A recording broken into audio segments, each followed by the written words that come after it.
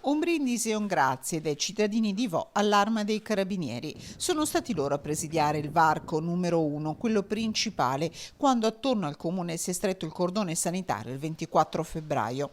Erano sempre loro a controllare il territorio, ma soprattutto a sostenere i cittadini con piccoli gesti, dal giornale quotidiano agli anziani al presidio di attività.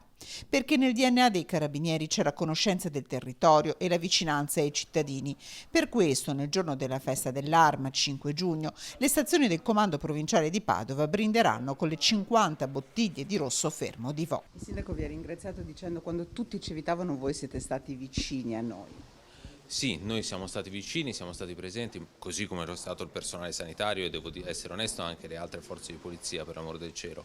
Però noi siamo qui, tra virgolette, abitiamo a Vo con la nostra stazione competente che è Lozza Testino, e questo dono che ci hanno fatto, questa bottiglia di vino, insomma, in occasione della festa dell'Arma, è un gesto veramente che apprezziamo molto, e domani le nostre stazioni del Comando Provinciale di Padova, come dire, brinderanno con il vino di Vo. Con il colonnello Manzini nella sede della cantina dei Colli Euganei, il comandante della compagnia di Abano, tenente colonnello Marco Turrini, e il vicecomandante della stazione di Lozzo Testino, competente per territorio, maresciallo Olivetto Rossi. Qui c'erano anche tutti i cittadini di Vo, rappresentati dal sindaco Giuliano Martini. Avere avuto l'Arma vicina a fianco, vista così dalla nostra posizione, da noi cittadini che siamo stati considerati degli untori, insomma, era una rassicurazione importante. Loro ci sono sempre stati vicini, sono sempre stati vicini alla gente, vicini